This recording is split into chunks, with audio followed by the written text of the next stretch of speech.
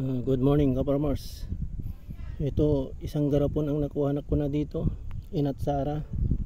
So, dalawang puno, isang garapon. Ang hitik mamunga nito, lalo na tong punong to.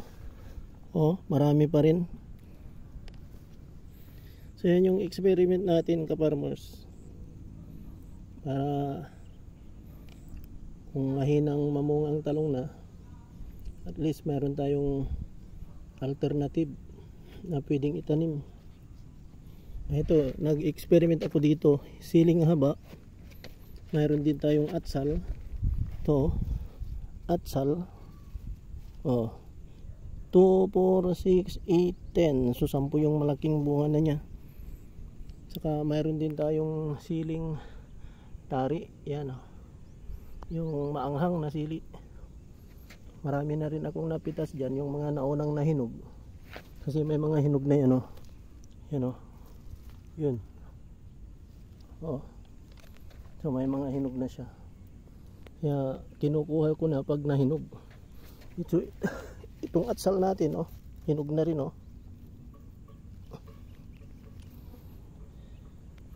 So yan, experiment lang ka-farmers, para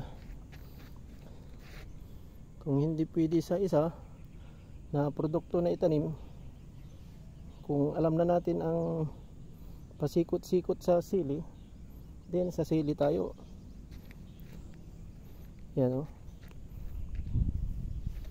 yan, prenoning ko ito, prenoning ko, kaya ganito mamunga siya. Inalis ko yung mga sanga-sanga sa pinakapuno.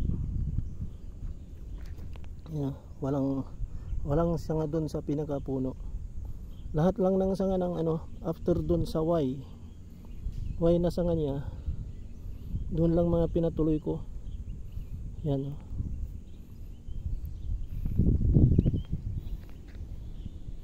Yan ka-farmers, hitik mamunga to.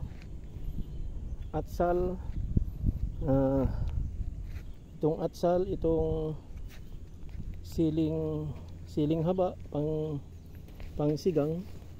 Grabing mamunga oh. Grabing mamunga tong siling pangsigang. Oh.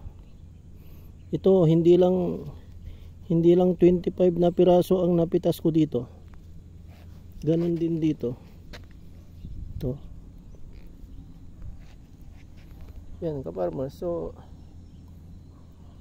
activity muna, experiment muna bago ka magtanim ng malawakan.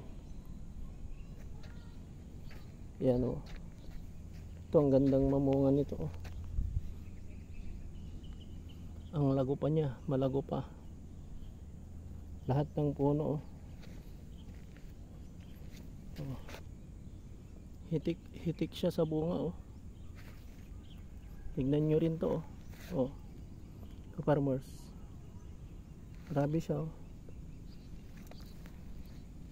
Ito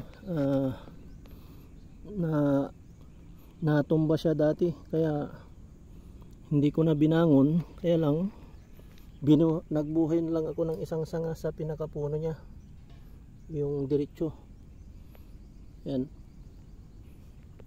para pag ito huminang mamunga, ito na ang ano dyan, susunod.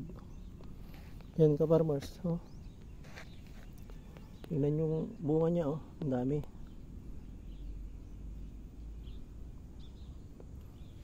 Yan oh, daming bunga ng ano, sili natin na para sa mga ano, pangpulutan. Yung mga nagpupulutan, masarap to. Ilagay ito, maanghang na pulutan oh. Pampu. Yan ka-farmers, ang ating mga